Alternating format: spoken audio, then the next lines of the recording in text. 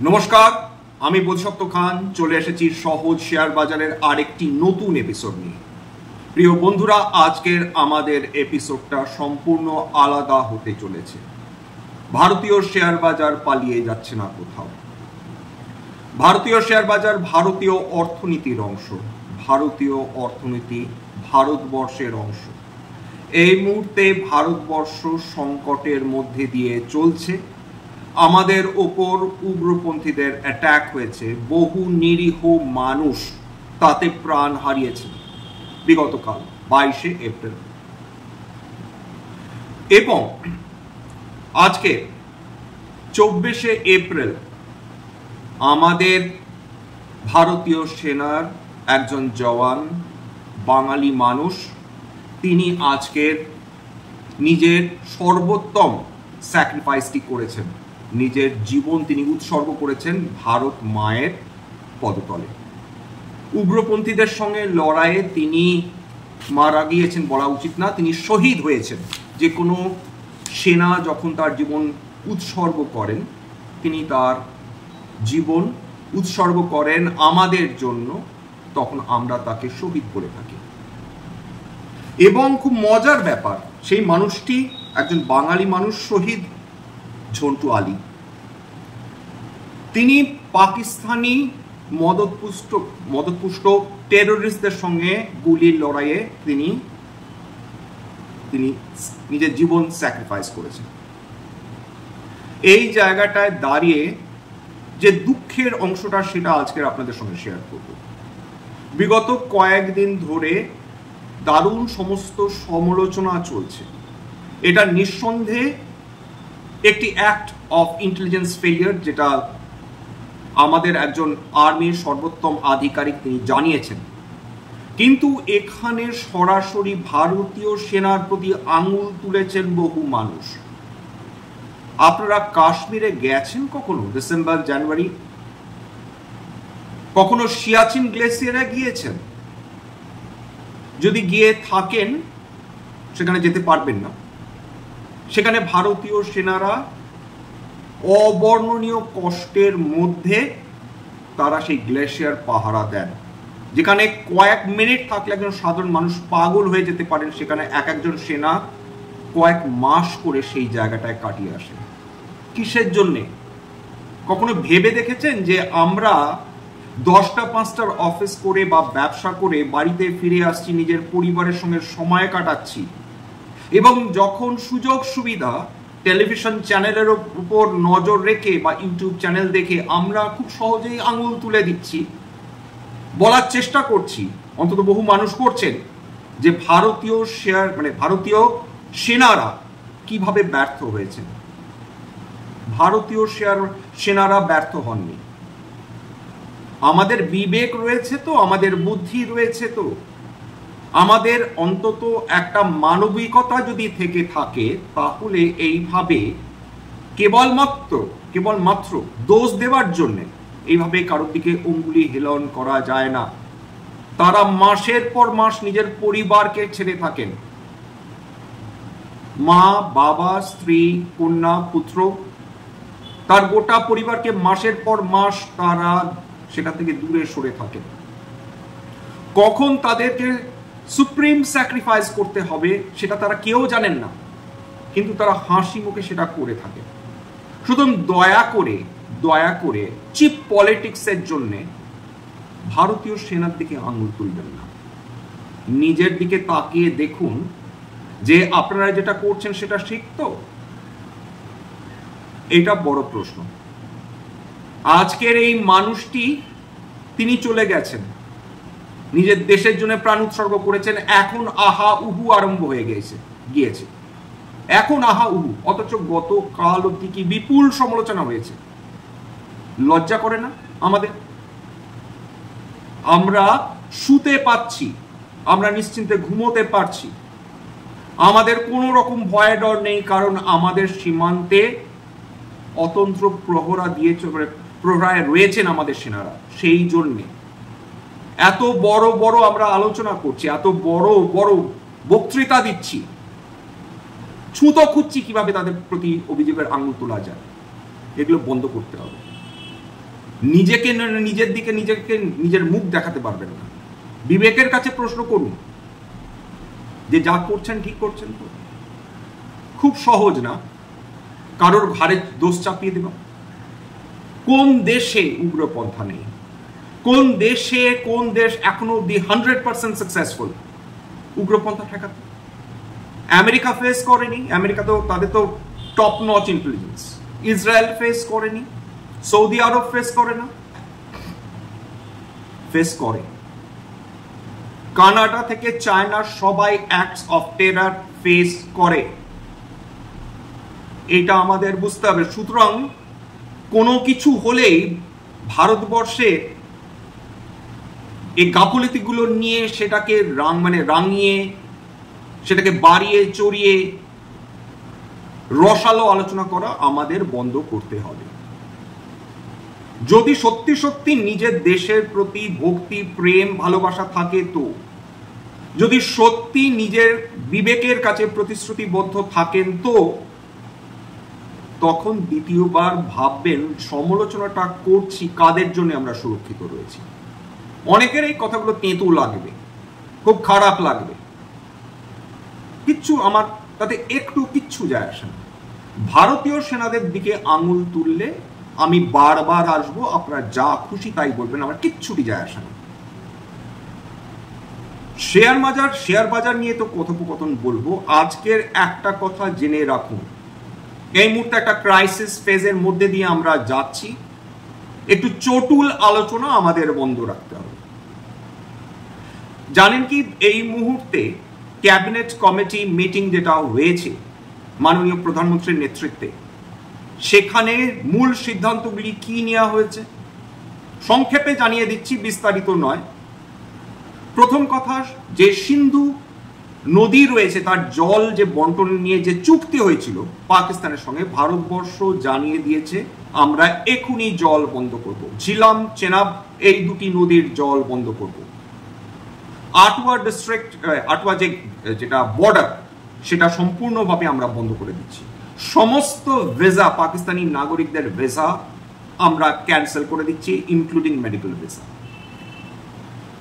এবং সাফের জন্য যে পাকিস্তানি নাগরিকরা ভারতবর্ষে আসতে চাইছিলেন তাদের ভিসাগুলোকেও নাকচ করা হয়েছে।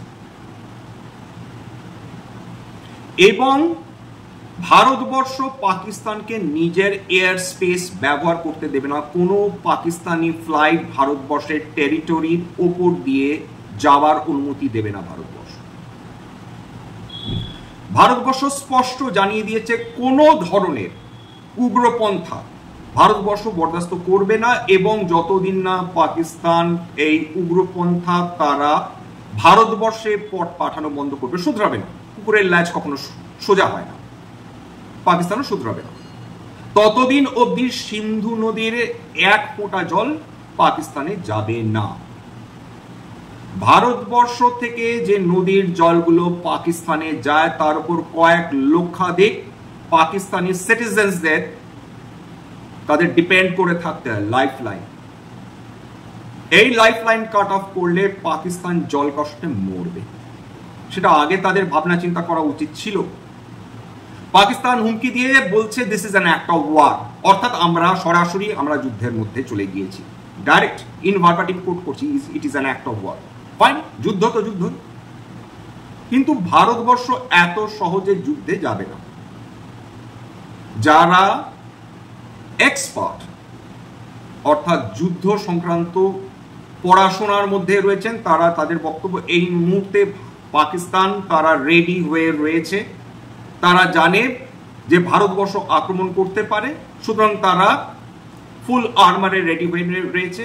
কেবলমাত্র সুইচ টেপার অপেক্ষায় তারা লড়াইয়ে প্রস্তুত। ভারতবর্ষ এই সময় যুদ্ধে যাবে না, কারণ এটা ট্যাকটিক্যাল। শত্রুকে অতর্কিতে আক্রমণ করতে হয়। কেন শুধু শুধু আমরা আমাদের ক্ষতি করব? যুদ্ধের উদ্দেশ্য কেবল শত্রুকে হারানো নয়, যুদ্ধের উদ্দেশ্য ক্ষতিকে মিনিমাইজ করা। আমরা এখনই আক্রমণ করব না। বিশ্বের সমস্ত বড় বড় ইকোনমিজ গুলো তারা ভারতবর্ষের পক্ষে রয়েছে। রাশিয়া গো হ্যাড করেছে, আমেরিকা গো হ্যাড করেছে, তাইওয়ান আমাদের ফুল মরাল সাপোর্ট দিয়েছে, ইসরায়েল বলেছে আমরা সমস্ত ধরনের সাহায্য করতে রাজি রয়েছি। মধ্যপ্রাচ্য দেশগুলো এর মধ্যে মাথা গলাবে না। এই মুহূর্তে ভারতবর্ষের সঙ্গে তারা দুর্দান্ত তাদের সম্পর্ক। আপনারা নিশ্চয়ই খেয়াল করে দেখেছেন যে আমাদের মাননীয় প্রধানমন্ত্রী সৌদি আরবে গিয়েছিলেন, তাকে আমন্ত্রণ জানানো হয়েছিল। ভারতবর্ষের মধ্যপ্রাচ্যের সমস্ত দেশগুলোর সঙ্গে দুর্দান্ত সম্পর্ক এই মুহূর্তে। তারা ভারতবর্ষের অ্যাফেয়ারে মাথা গলাবে না। চীন এই মুহূর্তে ভারতবর্ষকে তিতিবিরক্ত করবে না, কারণ আমেরিকার সঙ্গে কয়েকশো বিলিয়ন ডলারের যদি তাদের ট্রেড না হয় তাদের মাথায় হাত পড়বে। ভারতবর্ষ একটা লিউক্রেটিভ মার্কেট, ভারতবর্ষের সঙ্গে এই মুহূর্তে তারা গন্ডগোলে জড়িয়ে এই ধরনের বড় মার্কেট তারা হাতছাড়া করতে চাইবে না। পাকিস্তান একা হয়ে গিয়েছে, সম্পূর্ণভাবে একা হয়ে গিয়েছে। তবে এর প্রভাব কি ভারতীয় শেয়ার বাজারের উপর পড়েছে এই মুহূর্তে? আপাতত পড়েনি। আপাতত এখনো কোনো রকম ইন্ডিকেশন নেই যে ভারতবর্ষের শেয়ার বাজার এর ফলে অশান্ত হতে পারে। আজকে খুব স্বাভাবিক নিয়মে ভীষণ যথাসামান্য কারেকশন হয়েছে, যেটা এতদিন যে চরচর করে কয়েক হাজার পয়েন্ট উঠেছে 21,750 কাছ থেকে যে এই যে মুভমেন্টটা নিয়েছে আজকে 24,300 কাছাকাছি, অর্থাৎ প্রায় 2,500 পয়েন্টের যে অতি দ্রুত মুভমেন্ট হয়েছে, তার ফলে আজকের ভারতীয় শেয়ার বাজার একটু বিশ্রাম নিয়েছে। হতে পারে কয়েকদিন সাইড ওয়াইজ মুভমেন্ট করতে পারে, আমরা কেউ জানি না কি হবে। কিন্তু আপাতত ভারতবর্ষের শেয়ার বাজার মোটেই কোনো রকম ভাবে ওয়ারিড নয়, সেটা বোঝা যাচ্ছে। কারণ সমস্ত মেজর অর্থনীতি তারা ভারতবর্ষকে সমর্থন করবে। কোন দেশ বলুন তো, কোন দেশ তারা পাকিস্তানের মতন টেররিস্ট দেশকে সমর্থন করবে? কোন দেশ নয়। কোন দেশ তারা তিতিবিরক্ত হয়ে রয়েছে। মধ্যপ্রাচ্য দেশগুলোর কথা ভাবছেন? মধ্যপ্রাচ্য দেশগুলো একটিও এই মুহূর্তে পাকিস্তানকে সাপোর্ট করতে রাজি নয়। অতীতে কি হয়েছিল সেটা পরের কথা, এই মুহূর্তে তারা মোটেই রাজি নয়। কারণ তাদের মাথার উপর যথেষ্ট প্রবলেম রয়েছে। ভারতবর্ষের সঙ্গে তাদের সম্পর্ক তাদের স্বার্থেই ভালো তারা করছে। অন্যান্য কয়েকটা প্রতিবেশী দেশ তাদের হয়তো বুকের মধ্যে তাদের একটু কষ্ট হতে পারে, পাকিস্তানের ক্ষতি হলে সেটা পরের ব্যাপার। কিন্তু মধ্যপ্রাচ্য দেশগুলোর থেকে আমরা ফুল সাপোর্ট পাব। ইরানের কথা ভাবছেন? এক্ষেত্রে আপনাদের জেনে রাখার প্রয়োজন রয়েছে যে ইরানের ভারতবর্ষের কি রিলায়েন্স ইন্ডাস্ট্রিজ, কি আদানি গ্রুপ সবাই ব্যাপক ইনভেস্টমেন্ট করে রেখেছে। এবং ইরান ভারতবর্ষের বন্ধু দেশ। বিপুল পরিমাণ তেল ইরান থেকে কেনা হয় আমেরিকার চোখ রাঙানি সত্ত্বেও। অন্যান্য দেশ থেকে, মধ্যপ্রাচ্য দেশ থেকে তো অবশ্যই ভারতবর্ষ কিনে থাকে। কি আফ্রিকা বলুন, কি ল্যাটিন আমেরিকা বলুন, সবার সঙ্গে, সমস্ত দেশগুলোর সঙ্গে ভারতবর্ষের সম্পর্ক ভালো। হাতে গোনা কয়েকটা দেশ, তার মধ্যে টার্কি রয়েছে, কানাডা রয়েছে, উত্তর কোরিয়া রয়েছে, চীন রয়েছে। এদের সঙ্গে ভারতবর্ষের সম্পর্ক খুব একটা ভালো নয়। কিন্তু বাকি দেশগুলোর সঙ্গে সম্পর্ক ভালো, অত্যাধিক ভালো। কোয়াডের অংশ ফিলিপাইন্স রয়েছে, অস্ট্রেলিয়া রয়েছে, ভারত রয়েছে, আমেরিকা তো অবশ্যই রয়েছে, জাপান, এরা সবাই কোয়াডের অংশ, যাতে চীন সাউথ চায়না সি নিয়ে বেশি লাফালাফি না করে। তাইওয়ানের আমরা সাপোর্ট পাচ্ছি। কোন দেশটা সাপোর্ট করছে না ভারতবর্ষকে? আফ্রিকার দেশগুলো তাদের নিজেদের দেশে এত রক্তপাত হচ্ছে যে তারা এখন বাইরের দিকে মুখ ফেরাতে পারছে না। ভারতবর্ষ সম্বন্ধে তাদের মনে শ্রদ্ধা রয়েছে, ভালোবাসা রয়েছে। ভারতবর্ষ যে কখনো কারো ক্ষতি করতে চায়নি, উপকার করতে গিয়ে বিপদে পড়েছে। চিরকাল বিপদে পড়েছে ভারতবর্ষ, কারণ তারা উপকার করে এসছে, কারো জমি জোর করে দখল করেনি। তার খেসারত আজকে আমাদের দিতে হচ্ছে। মার্কেট কি করবে সেটা তো পরবর্তী কথা। আপাতত মার্কেট একটা স্টেবিলিটি খোঁজার চেষ্টা করবে, হয়তো একটা সাইডওয়াইজ মুভমেন্ট করার চেষ্টা করবে। আজকে নিফটি সেন্সেক্স মোটামুটি 0.3 থেকে 0.4% মধ্যে মেজর নিফটি ব্যাংক থেকে শুরু করে সমস্ত কিছু আহামরি খুব একটা কিছু এদিক ওদিক হয়নি। মেজর যে প্রবলেমস মানে যেগুলোতে পতন এসছে, হিন্দুস্তান ইউনিলিভার খুব খারাপ রেজাল্ট করেছে, সিনজেন ইন্টারন্যাশনাল রেজাল্ট ভালো করেনি, 12.78% নেমে গেছে। ম্যাক্রোটেক ডেভেলপার্স, কল্যাণ জুয়েলার্স, বোরডন বিভারেজেস 3%-এর উপর পতন। বায়োকন, ভারত ফর্জ, এবি ক্যাপিটাল, প্রেস্টিজ স্টেটস, ক্রপটন গ্রেপস, পাবা, গ্র্যানুলস ইন্ডিয়া, পেজ ইন্ডাস্ট্রিজ 2%-এর উপর পতন দেখেছে। উত্থান কে কে দেখেছে? ডেভিস ল্যাব প্রায় 5% উত্থান, টাটা এলেক্সাই 4.5%-এর কাছে, ডালমিয়া ভারত 4.5%-এর কাছে উত্থান। এছাড়া RBL bank, Inox Wind, IndusInd bank 3%-এর উপর উত্থান। 197 Paytm, Adani energy, U small finance bank, Hindustan Zinc, Apollo Tyres, Aarti Industries এরা 2%-এর উপর উত্থান দেখেছে। সোনার দাম আজকের আবার বৃদ্ধি হয়েছে 1%-এর উপর। এটা 5ই জুন এক্সপায়ারি, এমসিএক্স 10 গ্রাম 95,890 টাকায় ট্রেড করছিল। বাজারের দামের সঙ্গে মেলাতে যাবেন না, সবসময় একটা প্রিমিয়ামে সেটা ট্রেড করে। এক্সিস ব্যাংক প্রত্যাশার তুলনায় ভালো রেজাল্ট করেছে, 7,118 কোটি টাকার প্রফিট এস্টিমেটকে বিট করেছে মানি কন্ট্রোল এর খবর অনুযায়ী। টেক মাহিন্দ্রা 77% তাদের প্রফিট বৃদ্ধি হয়েছে 1,167 কোটি টাকা, 30 টাকা করে তারা ডিভিডেন্ড ডিক্লেয়ার করেছে, এটাও মানি কন্ট্রোলের খবর।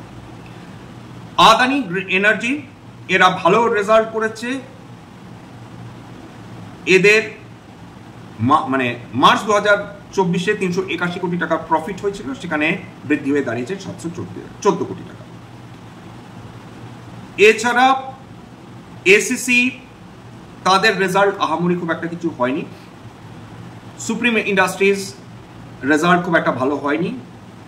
লরাস ল্যাবস রেজাল্ট ভালো হয়েছে, মার্চ 2024-এ 75 কোটি টাকা প্রফিট ছিল, সেটা মার্চ 2025-এ বৃদ্ধি হয়ে দাঁড়িয়েছে 234 কোটি টাকা। আজকের এখানেই শেষ করব। এছাড়া পাকিস্তান বলছে তারা সিমলা চুক্তি থেকে সবার শেষে তারা বেরিয়ে আসতে পারে এবং সেখানে অ্যাকচুয়াল লাইন অফ কন্ট্রোল বলে কিছু থাকবে না। এর ফলে যেটাকে বলে মৌচাকে ঢেল ছোঁড়া, সেটাই তারা করেছে। এর কনসিকুয়েন্সেস তাদের ভোগ করতে হবে, সেটা আমরা ডেফিনেটলি সামনে দেখতে পাবো। ভারতবর্ষ তো ডেফিনেটলি ডিসক্লোজ করবে না তারা কি করতে চলেছে।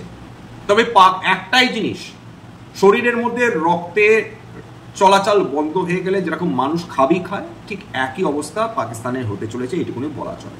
এখানে শেষ করছি স্ট্যান্ডার্ড ডিসক্লোজার। যে কোম্পানিগুলো নিয়ে আলোচনা করলাম, হতে পারে তার মধ্যে কয়েকটা কোম্পানিতে আমার বা আমার পরিবারের বিনিয়োগ থাকলেও থাকতে পারে। ভবিষ্যতে নতুন করে যদি কিনি বা বিক্রি করি, তাহলে আগাম বিজ্ঞপ্তি দিয়ে কিনতে বা বিক্রি করতে পারবো না।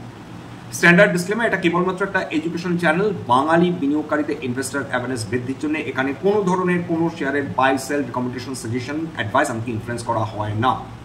আমি যে কোম্পানির নামগুলো বললাম কেবলমাত্র ফর ইলাস্ট্রেশন পারপাস বা উদাহরণ হিসাবে। আমার কথা শুনে যদি কোনো ধরনের শেয়ারে আপনারা বাই সেল সিদ্ধান্ত নিয়ে থাকেন, সেক্ষেত্রে আপনারা ক্ষতির মুখোমুখি হতে পারেন। সুতরাং সবসময় একজন সেবি রেজিস্টার্ড ইনভেস্টমেন্ট অ্যাডভাইজারের পরামর্শ নেওয়ার চেষ্টা করবেন। সেক্ষেত্রে আপনারা উপকৃত হলেও হতে পারেন বা নিজের ডিউ ডিলিজেন্স করবেন। সবার শেষে যেটা বলে থাকি, যদি এই ধরনের এপিসোডস আপনাদের ভালো লাগে, প্লিজ একটা লাইক দেবেন, প্লিজ সাবস্ক্রাইব করবেন। বহু মানুষ দেখেন কিন্তু সাবস্ক্রাইব না করে চলে যান, খারাপ লাগে। এবং সবার শেষে যদি সত্যি মনে হয় আমাদের বাঙালি ভাই বোনদের এই ধরনের এপিসোড কাজে লাগছে, প্লিজ নিজের গ্রুপে শেয়ার করে দেবেন।